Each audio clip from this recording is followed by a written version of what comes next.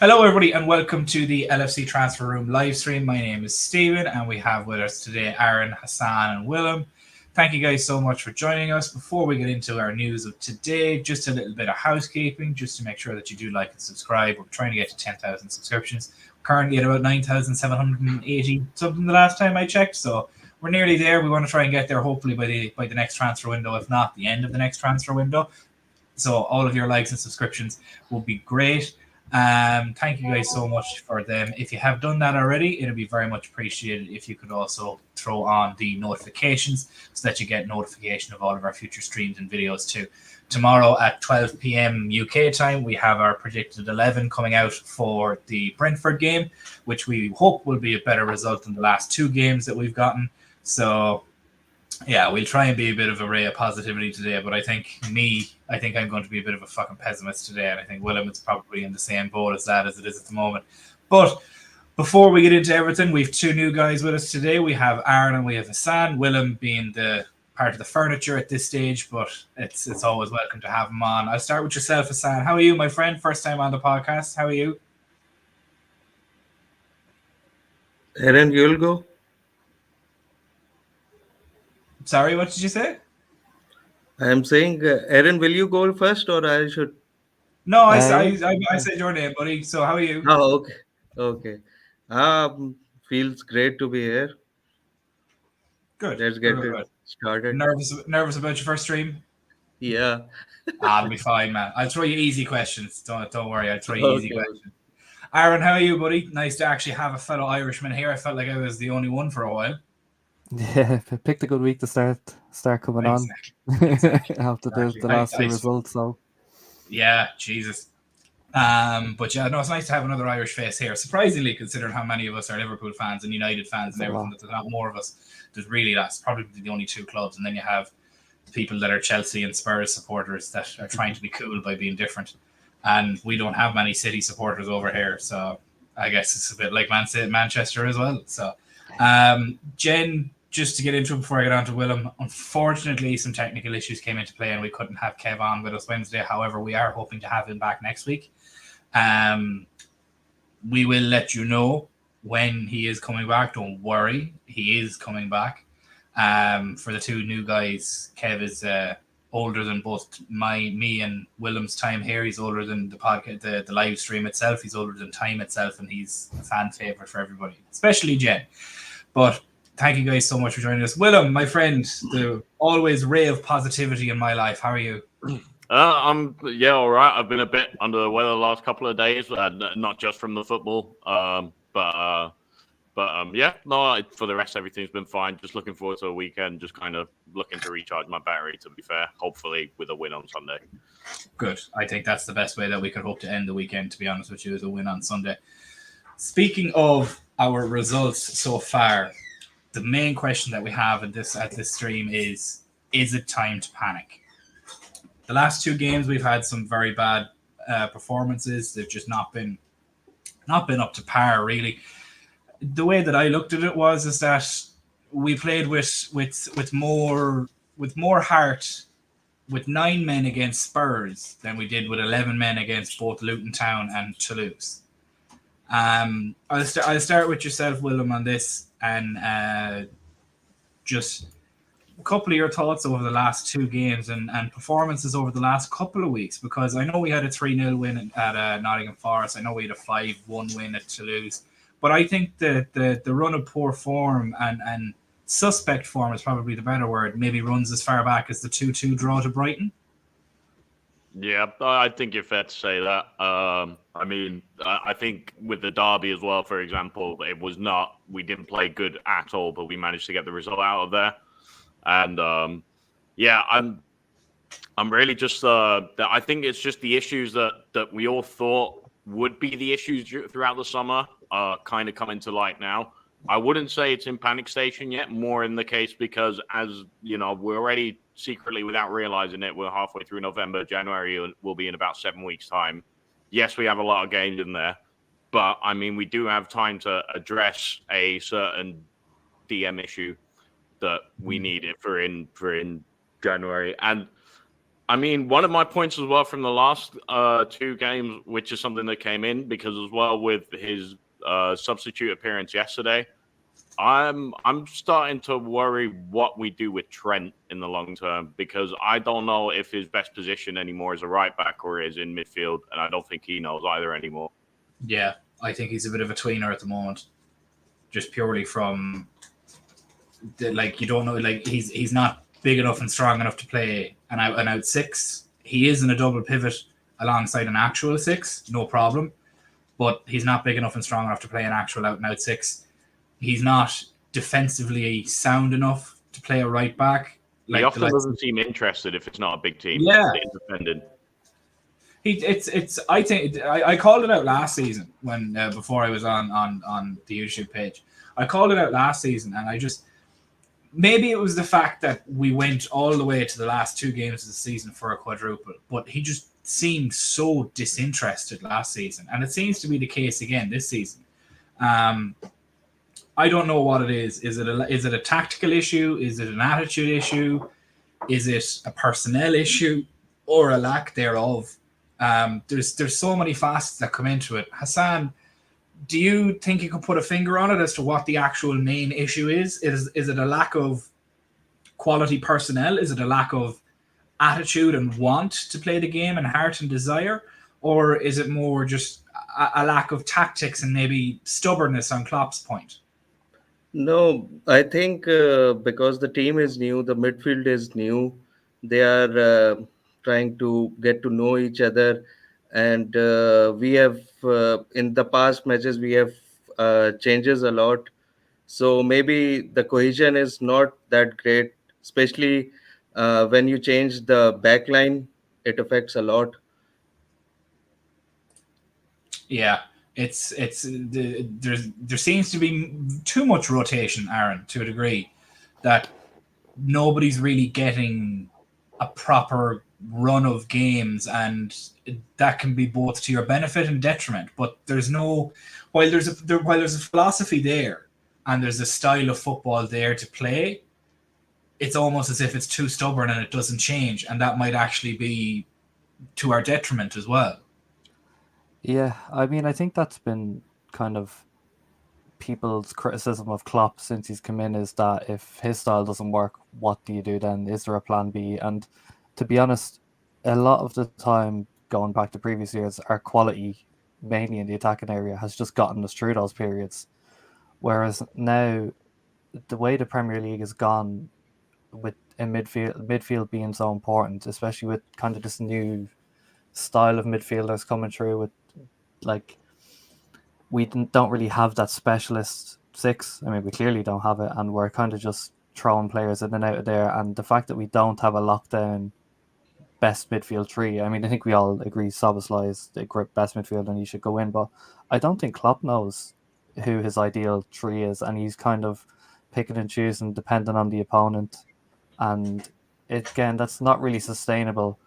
You're going to have moments of individual quality where Szoboszlai will score a banger from 25 yards and he gets you out of a hole. But over the course of the season, you're going to have these moments where, you drop points to Luton, you lose to Toulouse, with Endo having a bad game because he's not playing regularly. And it's just, I think it's a number of issues which ultimately comes down to not addressing the midfield when we should have, and trying to do it all in one quick summer, which is just impossible. And with the Trent thing, yeah, I think long term it might become a bit of an issue because he's definitely not good enough to just be thrown in as a 6. I thought it was ludicrous when people wanted that at the beginning of the season. I think it's suicide, to be honest. Yeah. I think you can get away with playing him right back, especially against worse teams, because Van Dijk and usually Konate beside him are good enough to cover that hole and historically have been able to do it. But against better teams, you're going to get found out, and he always has them issues going backwards. So I think this is just the Trent we have, and Klopp's going to find a way to put him in regardless of if it's his best position or not. He's going to be on the team sheet. So you just have to hope that whoever's playing centre half is good enough to cover, really. Yeah, it's kind of hoping and praying, but a wise man once said you could shit in one hand and hope in the other and see which one gets filled first. But take with that what you will. It's a worrying time because, as Halier pointed out here, we've only won one of our last 5 away games. We've no problem seemingly at home, so thank God the Brentford game is at home this weekend. But it seemed, and especially against the bottom 6 teams and newly promoted teams, we just seem to have an issue.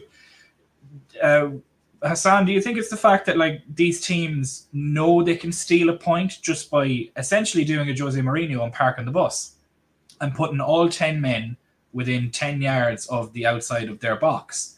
And it's very hard for a team to be able to break that down. And we just seem to be struggling with it. Maybe it's a lack of flexibility strategically wise and tactically wise, or maybe it's just like the Luton game, for example. Realistically, the only time we became a threat was when Harvey Elliott started putting in crosses. Before that, there was no actual threat coming from us. And as much as Darwin Núñez tried, he couldn't get into the box to actually create a quick snapshot.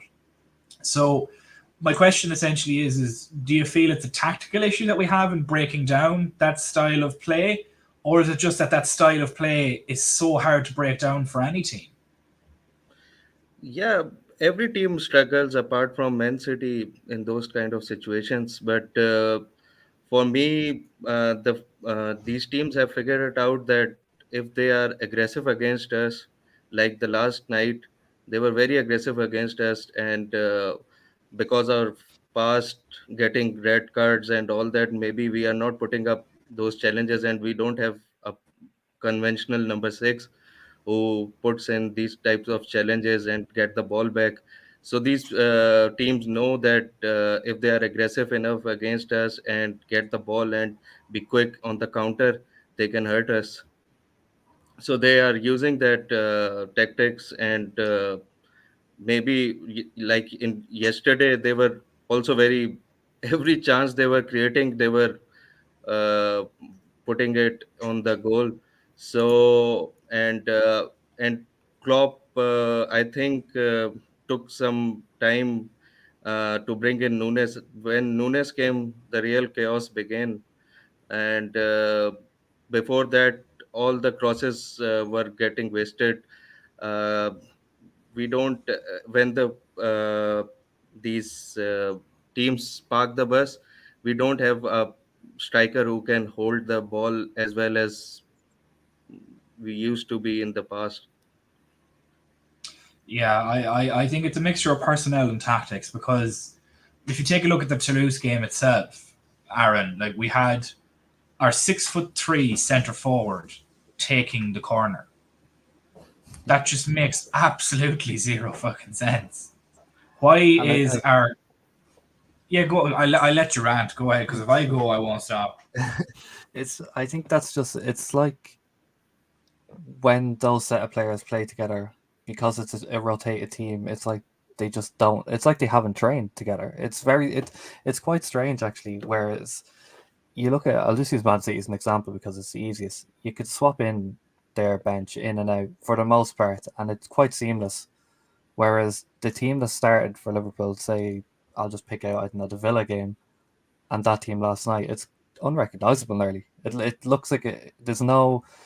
That's the problem, I think, is you don't see Klopp's system and philosophy translate to the rotated team, and I don't know if that's just because the players that we rotate in aren't good enough, or that we just don't have the specific profiles. Where I think if you look at like a Man City, where they've just gone stacked on these big, fast centre backs, and they'll play them all across the back four, and they can bring in a Kanji, throw out Ake, Stones comes in, he's playing in midfield.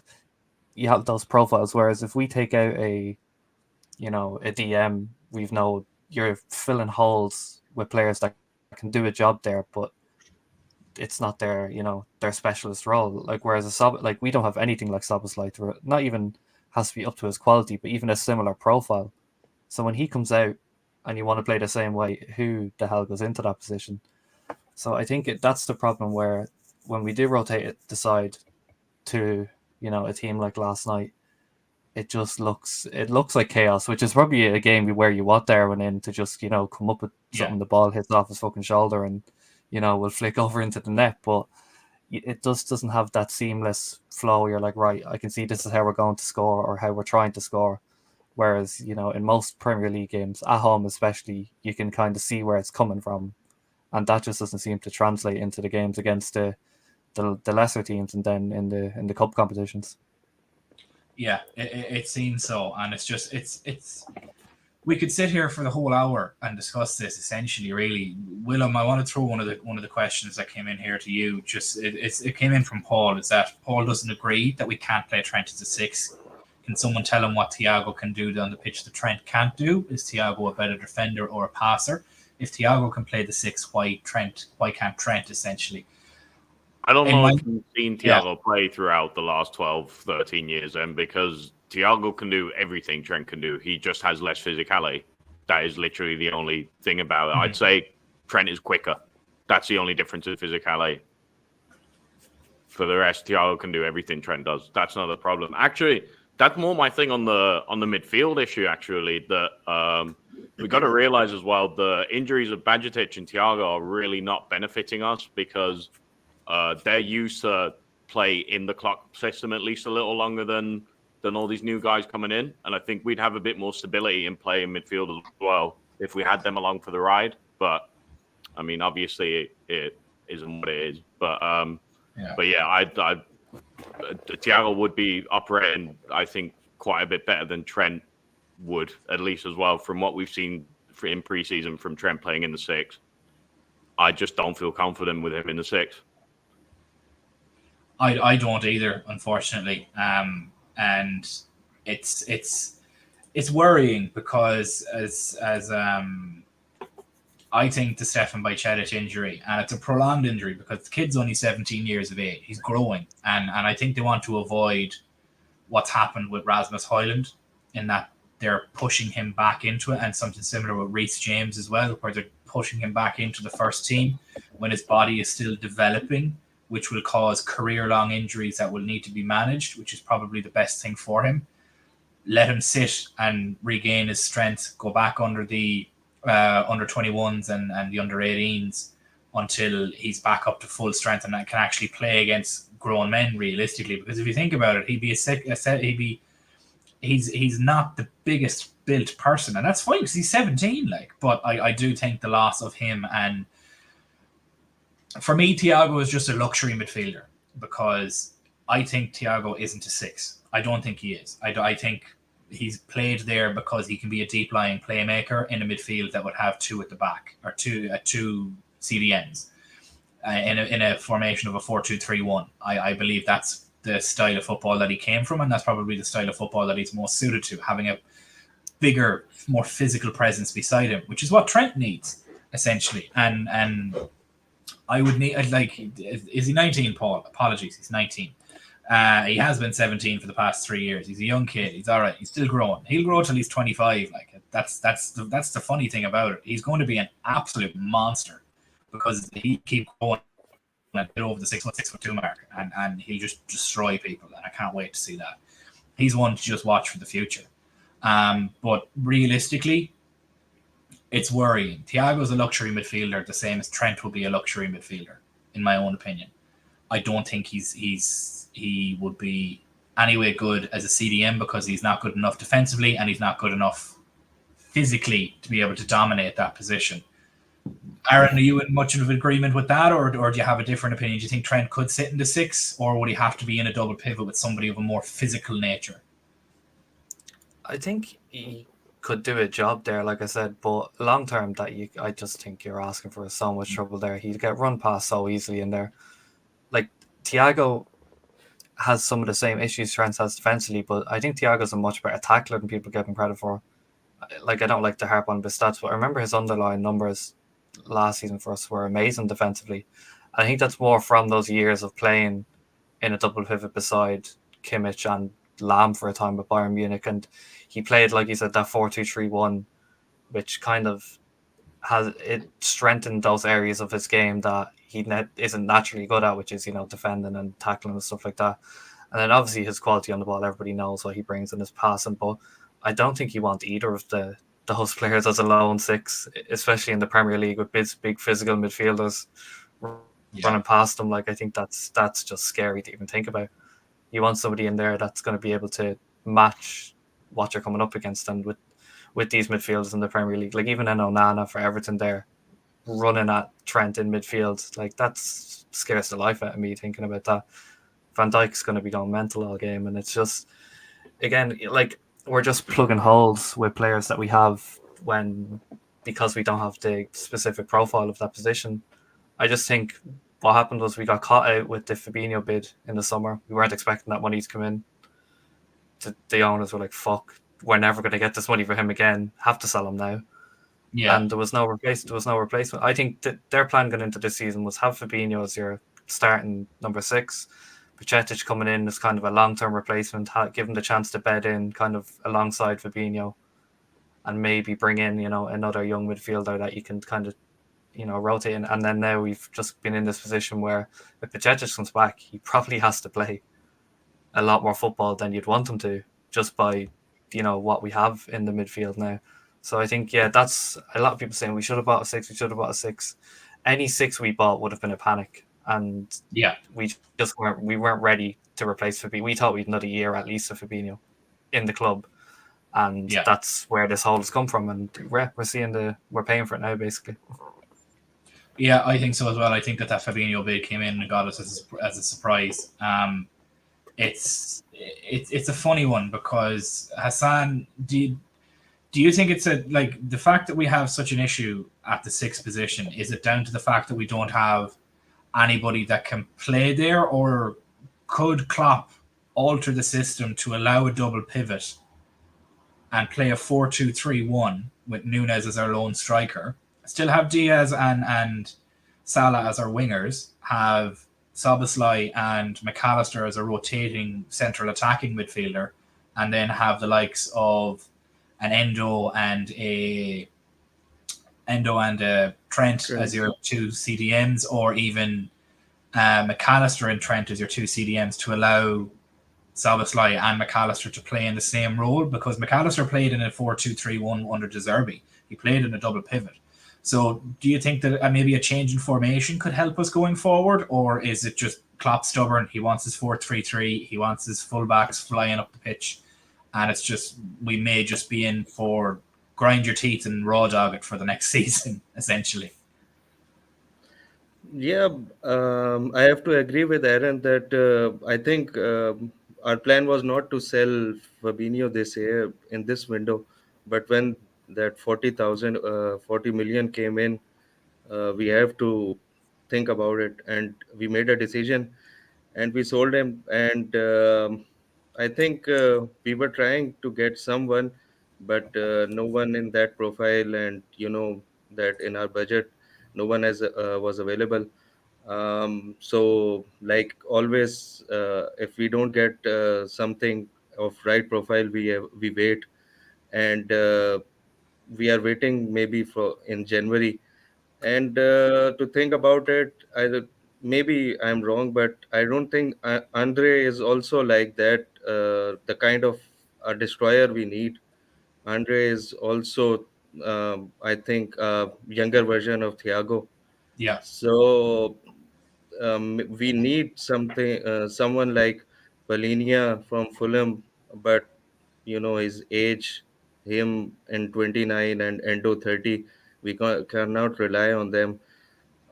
I am interested to see who will get, and as you said, I think Klopp is stubborn. He will stick to his principles, and the team will be the same. Tactics will be the same, but players will be rotated.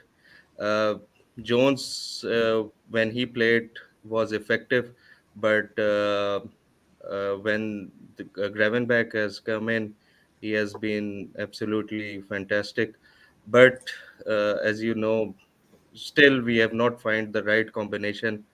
That is what he is searching for, and maybe when we get the right combination, we'll get going. Yeah, it's something we hope to fix. Thankfully, we have this, and then we have an international break after. I say thankfully. The only reason I say thankfully is because it's like a bye week in American football. It allows Klopp to restructure and rethink, although he's going to be coming back to an absolute firestorm of a game against Man City. So I guess we can't wait for that, because on our current form, I can see us losing 3 or 4-0 there. But I'm trying to be positive in saying that.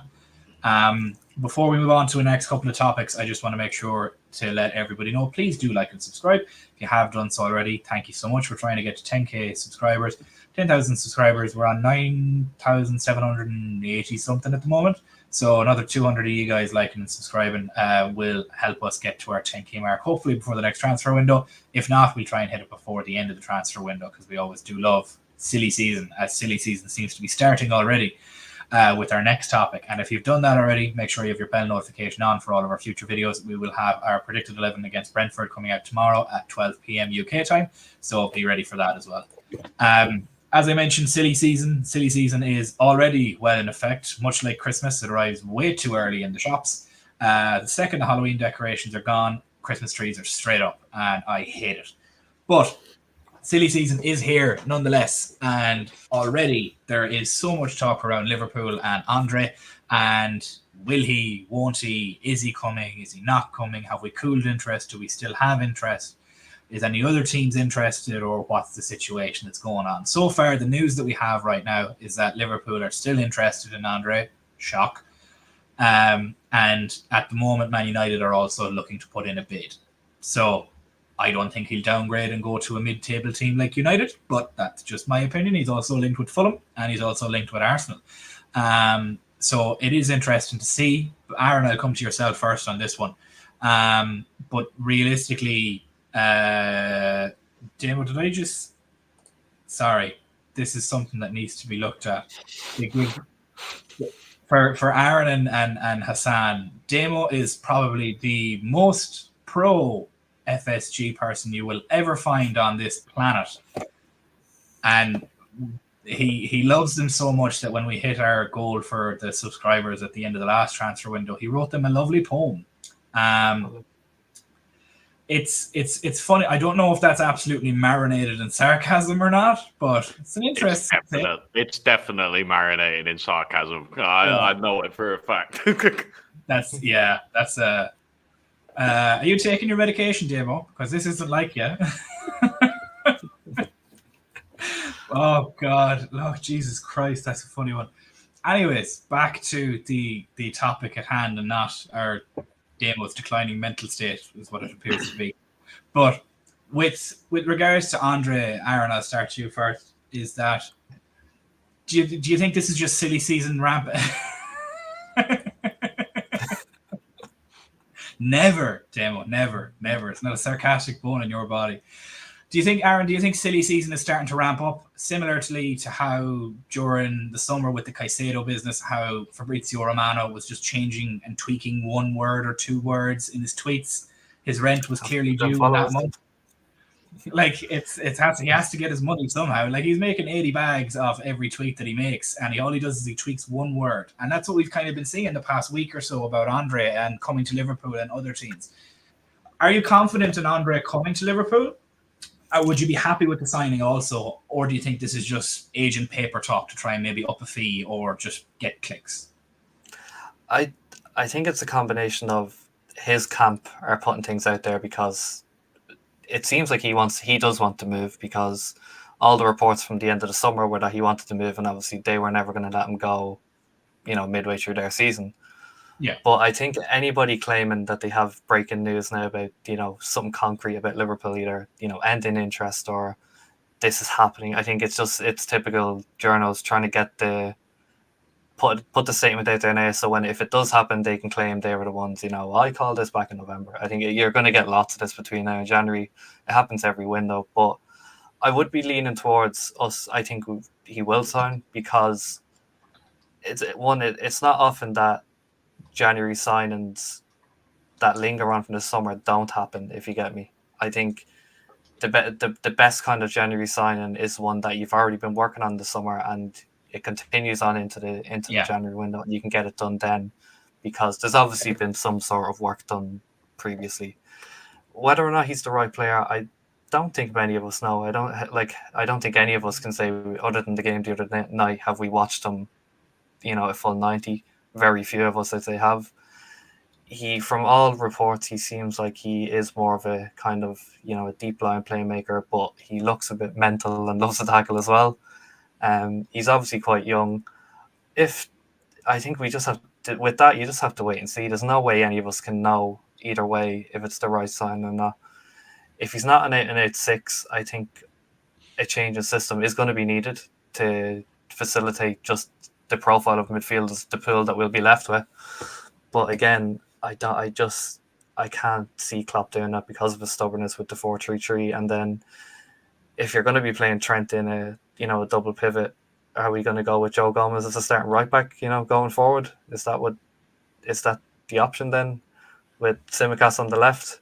I don't think anybody wants to see that. It's just, you're going to cause a problem in another area of the pitch. So I don't think Klopp's going to change system regardless of who he brings in. So I think it probably will be Andre, and it's probably going to be, again, a combination of finding that trio in midfield that just works. I think he's going to just keep trying. And though that experiment doesn't seem to have worked, I think that was only going to be a short-term, solution anyway, just to as somebody said in the chat, basically make up the numbers in midfield.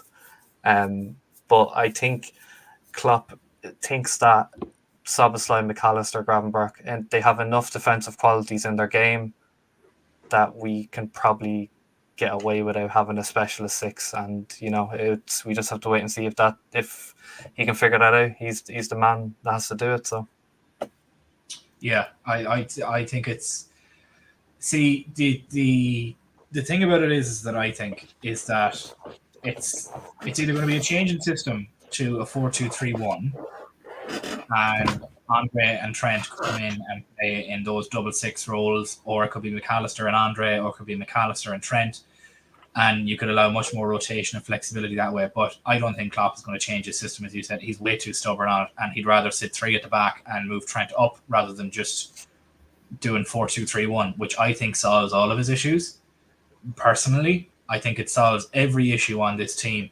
But obviously, he gets paid to be Liverpool's manager. He knows more than me, so we'll park that idea where it is.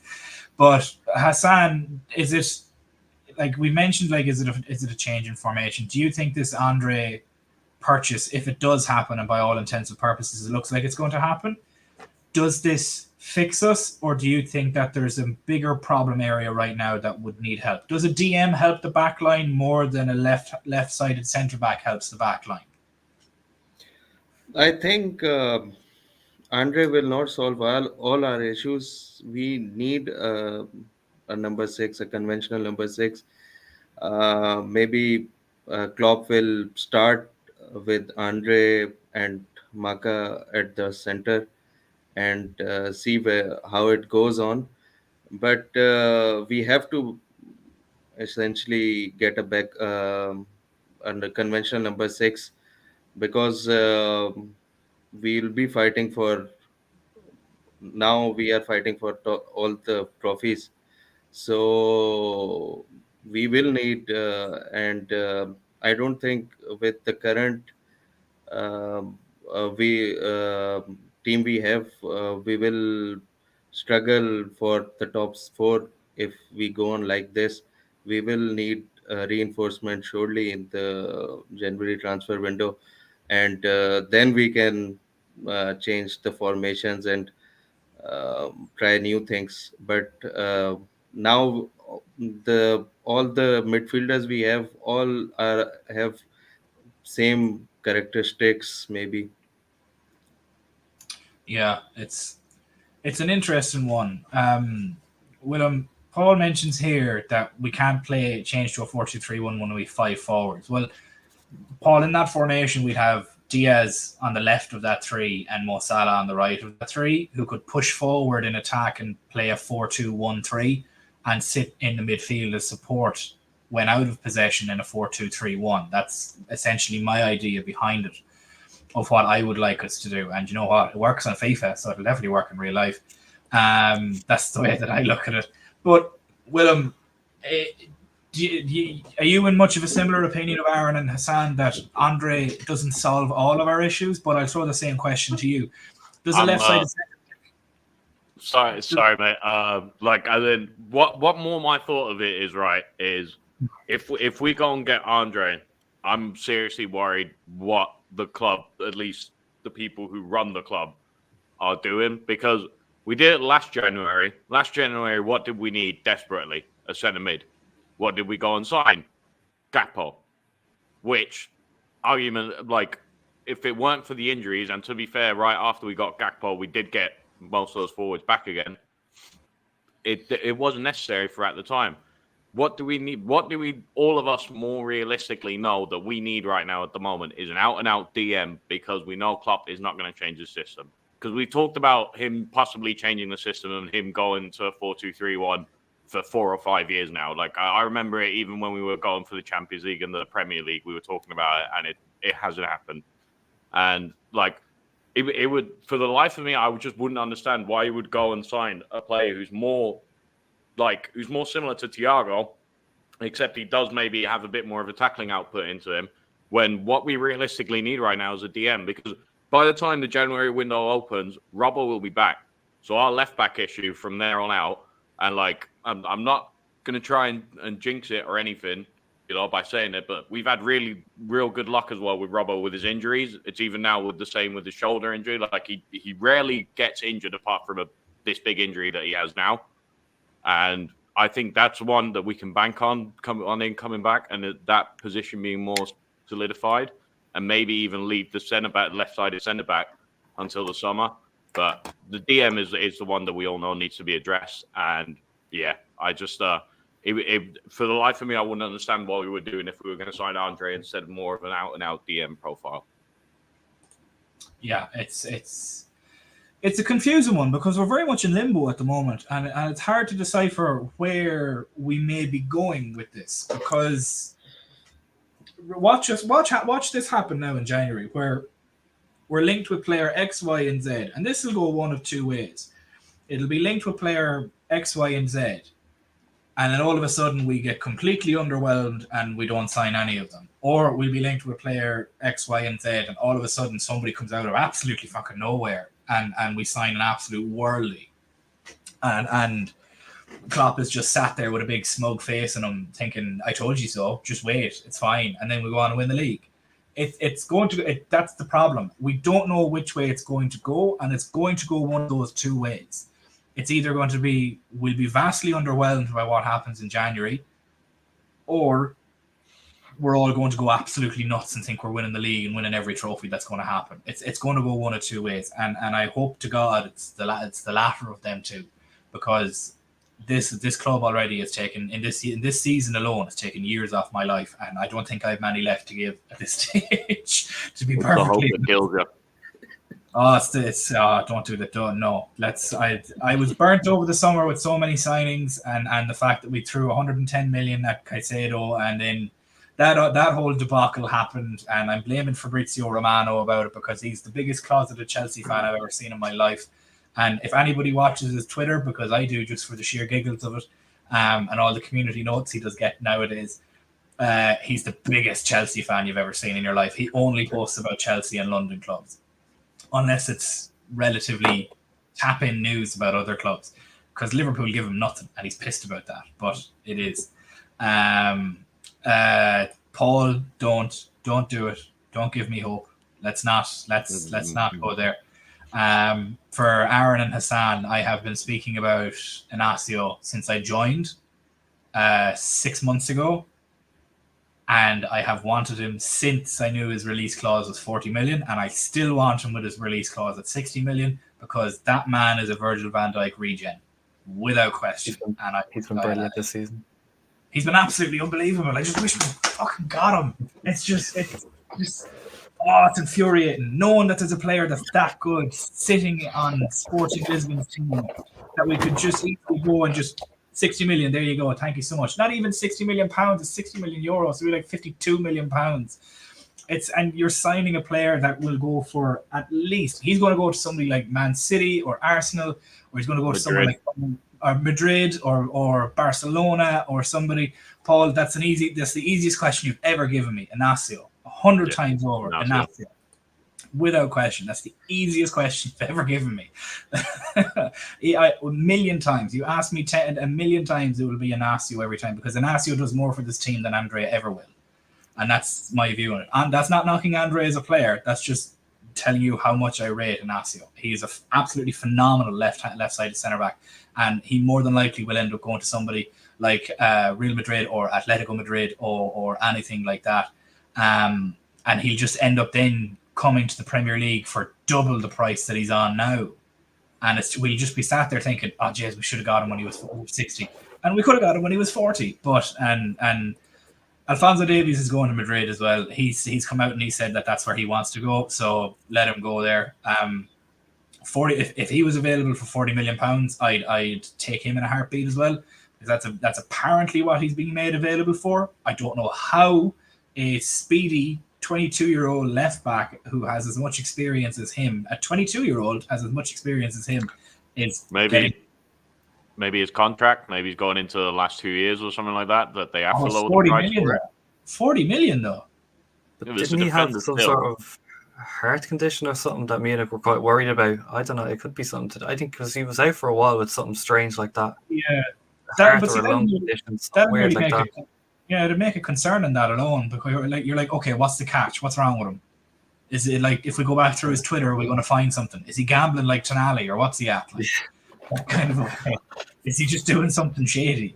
But there's a number of good players that are out there that we could get for a decent value that fit Klopp's system beautifully, and it's not happening, which is the annoying part about it. Maybe there's plans in place that we don't know about. Maybe we could negotiate with Sporting Lisbon for less than the 60 million release clause and maybe throw in a sell-on clause like we're trying to do with Andre. God knows what's happening, but it's infuriating regardless. And it's just, it is what it is. And speaking of people that may or may not be here in 12 months' time, Mohamed Salah. And before we get into that, just the last round of housekeeping that we have here is just to make sure to like and subscribe. We do go on about it a lot, but it really does help the channel, helps us make more content for you guys. Trying to hit our 10K mark, so please do help us with that. And also, if you have done that already, just make sure you have your bell notification on for all future videos and streams. We have our predicted 11 coming out at 12 p.m. UK time tomorrow for our Brentford game on Sunday. So it is a very interesting time to be a Liverpool fan, a very infuriating time to be a Liverpool fan, and God, it's going to make me bald by this time next year, but I hope not, because my girlfriend will definitely leave me if I'm bald. But I'll just blame that on Liverpool. I'll just get a wig. It'll be fine. I'll get a Mo Salah wig and run around. That's actually a bet that I have with one of the guys in the group. Jay, who's usually on with us but hasn't been on for a while.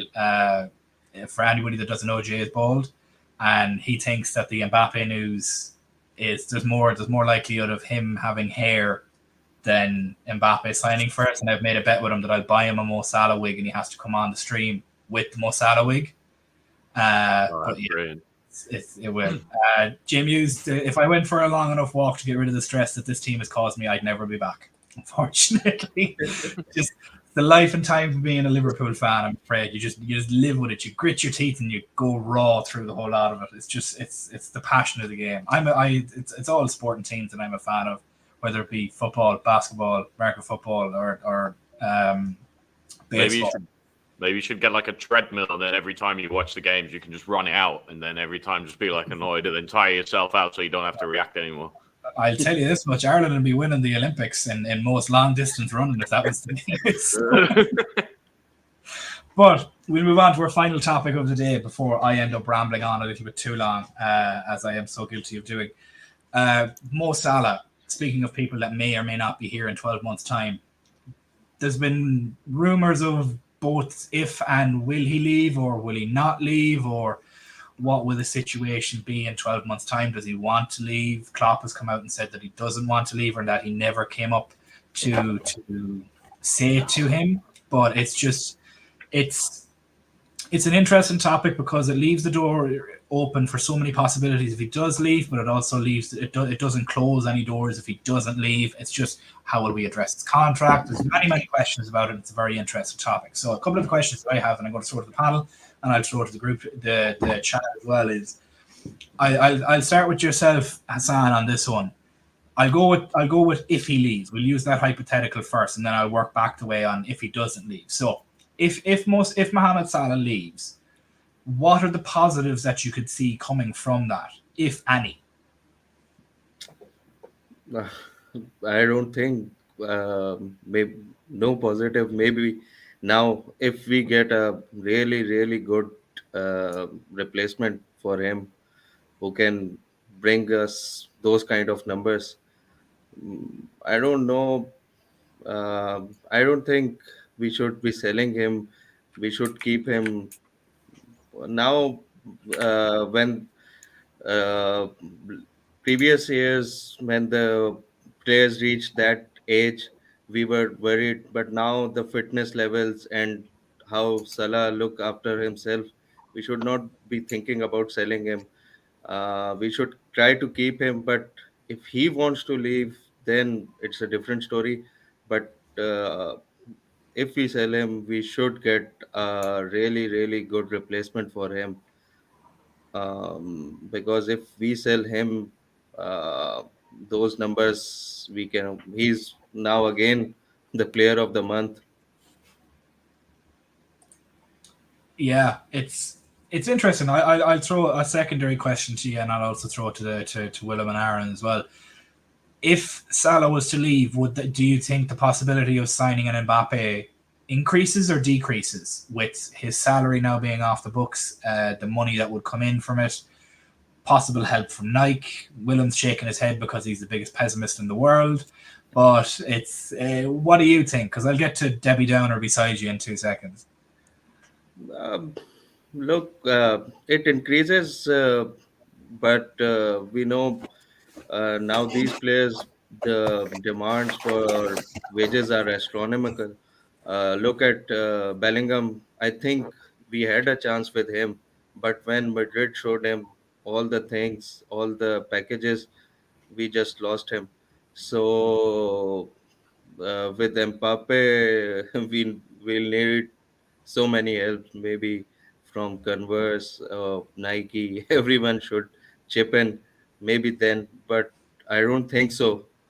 We'll get him. Maybe someone like very difficult name of that Napoli guy, but he also play on the left, or uh, so many. If you think very less players of that caliber we can get instead of him. Yeah, it's. I think it increases it purely because if you look at it from an objective point of view, we have Nike's biggest athlete in LeBron James, who's a big ambassador of the club. Nike being the shirt sponsor, and that we take a lesser upfront deal, and we take a more upfront deal. I'm not sure which way it works. I think it's a lesser upfront deal, but we take more in shirt percentages, He'll which be means free. yeah, it's something like that. And then on top of that, you have Mbappe, who's the face of Nike as well for football, essentially at the moment. It could be a match made in heaven. Willem, you can be the voice of displeasure in this instance because I know you think that Mbappe is a fever dream. But with Mo Salah leaving, if he does leave, would you feel the chances increase or decrease in relation to signing Mbappe, or is it just it's not happening? Know your owners. That's all I gotta say. Our owners will never put up 150 to 100. Even if they got the money for it, they will never put up that money for a player. Never. I just refuse to. Until I see it, I don't believe it. But he's on a where I'm free. gonna stick. He'd be on a free. He'd be on a free.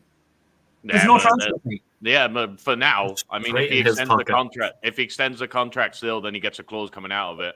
He's told them that he wants to go next summer regardless. Yeah, but he said that last summer and the summer before as well. Look what happened.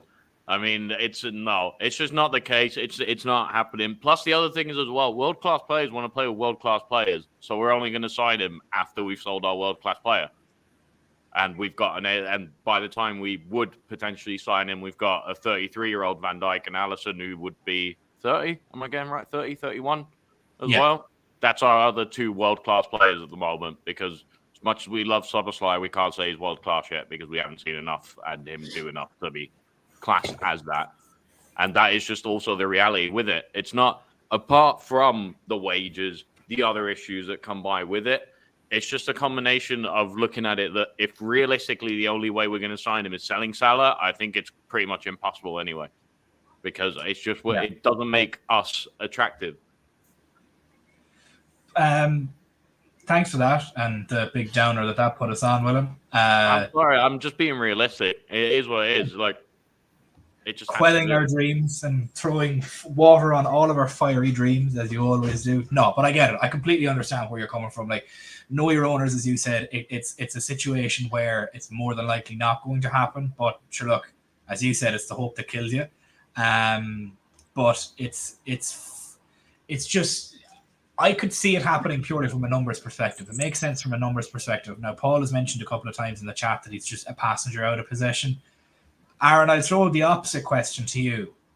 Do you see any negatives from Salah leaving and us getting an influx of £150 million, along with his 300 to whatever amount, I think it's like $1 million a week he's on with bonuses, getting that off the books and being able to pump that back into the squad? Do you see any negatives of that? Do you think there'd be much of a squad fall off or drop off, or do you trust the team, the sporting directors that may be in place at the time, Max Erbel if he's there, or the team as a whole, owners included, to be able to refund that money into the squad and make us better? Or do you think that would be a massive drop-off?